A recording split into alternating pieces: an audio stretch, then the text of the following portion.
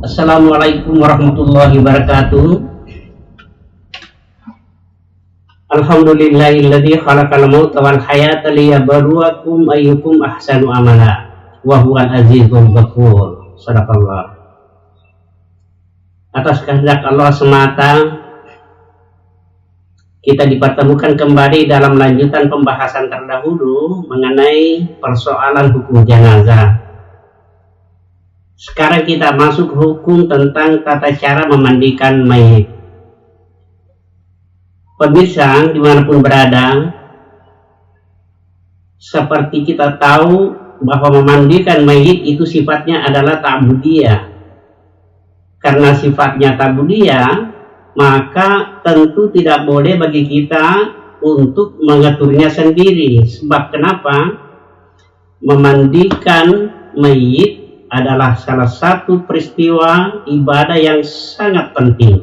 Maka dari itu saya mencoba untuk menyampaikan beberapa petunjuk yang berdasarkan sunnah dari Rasulullah SAW.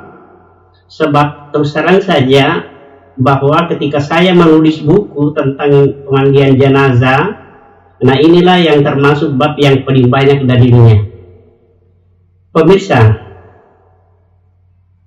hal yang perlu diketahui bahwa memandikan mayit itu sebaiknya dilakukan oleh kerabat keluarga mayit yang terdekat. Seperti suami memandikan istri, nah, begitu juga sebaliknya istri yang memandikan suami. Atau ayah memandikan anak, atau sebaliknya anak memandikan ayah, ibu. Nah, kalau hal ini ada kesulitan baginya, nah, barulah laki-laki memandikan sesama laki-laki atau perempuan memandikan sesama perempuan dengan ketentuan bahwa harus dilaksanakan oleh sesama umat Islam. Oleh karena itu pantas jika banyak riwayat sahabat yang kita jumpai, misalnya Abu Bakar berwasiat kepada istrinya Asma binti Umaizin agar dia yang memandikan jika salah satu mereka mendahulunya. Begitu juga Jabir bin Sa'id berwasiat kepada istrinya jika duluan meninggal supaya mereka yang memandikannya. Ya. Akan tetapi boleh saja terjadi bukan istri yang memandikan suami. Nah, tentu ada alasan yang mendasar. Ya, seperti pengalaman yang dialami oleh Aisyah radhiyallahu anha, ya, bukan dia yang memandikan Rasulullah ketika meninggal. Kenapa? Karena yang hadir saat itu adalah laki-laki yang bukan mahramnya. Seperti Ali bin Abi Thalib, nah, itu yang hadir, Utsman bin Said, Abu Bakar, Utsman bin Affan, Abdurrahman bin Auf, ya. Sehingga Aisyah mengatakan begini, "Lau istadbartu min amri mastadbartu magassara Rasulullah sallallahu alaihi wasallam illa nisa'u." Ya. Artinya sekiranya aku dapat menghadapi urusan yang aku telah belakangi, ya, niscaya tidak ada yang memandikan Rasulullah sallallahu alaihi wasallam melainkan saya istrinya. Ya. Nah, ini diriwayatkan oleh Ahmad, Abu Dawud dan Ibnu Majah. Maksudnya begini, ini adalah satu penyesalan yang dialami oleh Aisyah sepanjang hidupnya. Kenapa? Itu lantaran bukan dia yang memandikan Rasulullah ketika beliau wafat. Apa sebabnya? Ya, karena yang hadir waktu itu adalah beberapa sahabat yang mengurusnya, yang terdekat tapi bukan mahram Aisyah. Jadi Aisyah tidak berani mendekat. Nah, namun demikian mereka yakin, ini maksudnya Aisyah ini yakin bahwa yang turut memandikan mayit itu adalah orang yang terpercaya oleh Aisyah, di mana Rasulullah SAW pernah mengajarkan bahwa bagi orang yang memandikan mayit harus merahasiakan aib jika terdapat pada diri si mayit. seperti yang disabdakan oleh Rasulullah SAW melalui Ibnu Umar mengatakan begini, man satara musliman fid dunya satarahullahu azza wa jal fid dunya wal akhirah. Ya, rawahul Bukhari wal Muslim. Sesungguhnya Rasulullah SAW bersabda, siapa yang menutupi aib seseorang, niscaya Allah akan menutupi aibnya pada hari kiamat. Ya.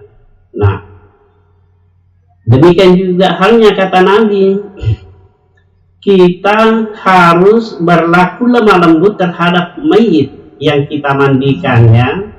Apalagi kalau mayit tersebut yang sudah kaku, misalnya ada bagian tulang-tulang yang susah diluruskan, maka jangan dipaksakan. Ya, ingat pesan Rasulullah SAW begini, inna kasra azmil mayyiti mayitan, ya, kami siri kasatin hayyan, ya. Artinya memandikan atau mematahkan, ya, jadi mematahkan tulang si mayit sama halnya kalau mematahkan tulang-tulangnya di waktu ia masih hidup. Ya, jadi ini peringatan yang sangat penting sekali, diriwayatkan oleh Imam Ahmad, Abu Daud, dan Ibnu Majah. Pemirsa dimanapun berada, sekarang kita lanjut.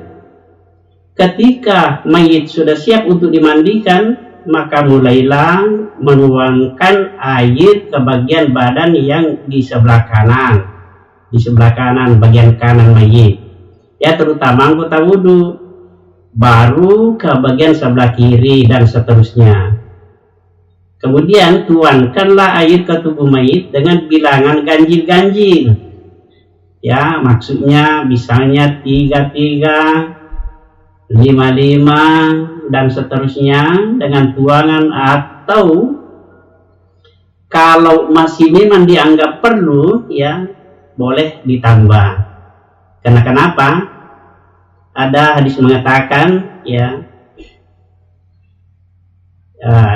igsilna hawitran wa kana fihi salasan, jadi 3 kali, au khamsan 5 kali, au sabaan 7 kali, ya, au kasran zalika, in ra'aitunna, ya, jadi maksudnya memandikan dengan ganjil-ganjil 3 kali, 5 kali sampai 7 kali atau lebih jika masih diperlukan.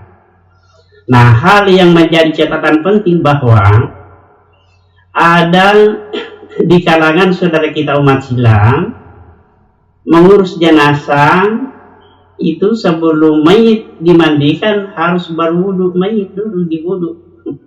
Ya, ini sebenarnya yang begini ini tidak terdapat dalam sunnah Nabi Sallallahu Alaihi Wasallam. Ada juga istilah yang dilakukan namanya mandi fardu, ya. Nah, biasa juga ini dilakukan sebelum mayit dimandikan. Ya, pendapat ini juga tidak berdasar dari sunnah Nabi Sallallahu Alaihi Wasallam. Sebab kenapa? Ya, perintah berwudu yang wajib itu hanya ditujukan kepada mereka yang melaksanakan sholat. Artinya bukan sesuatu yang harus menjadi tuntunan dalam mengurus jenazah, ya. Jadi pemirsa, kesimpulannya begini, jika ingin memandikan mayit, cukuplah diperhatikan hal-hal sesuai tuntunan Nabi, ya. Pertama, setelah air sudah tersedia, maka letakkanlah mayat tersebut di tempat di mana nanti akan dimandikan. Kemudian majulah kaum kerabat terdekat, ya, untuk memandikannya. Berikutnya, tutuplah di atas tubuh mayit dengan sehelai kain supaya pandangan tidak langsung tertuju kepada tubuh mayit. Jadi jangan kain yang transparan, ya. Kemudian tuangkan air ke atas mayit, dimulai sebelah kanan, ya, terutama anggota wudhu yang kanan, barulah dituangkan air yang di sebelah kirinya sampai bersih, ya. Kemudian penting juga ini, tuangkan air dengan ganjil-ganjil 33, 55 atau 77 ya, atau boleh-bolehlah sampai kapan yang dianggap perlu ya, karena intinya adalah supaya mayit menjadi bersih. Kemudian campurkanlah air daun bidara kalau istilahnya dulu itu dalam hadis ya. Jika tidak ada daun didapatkan, boleh menggunakan, kalau kita kapur barus atau sabun dan semacamnya sebagai alat pewangi itu.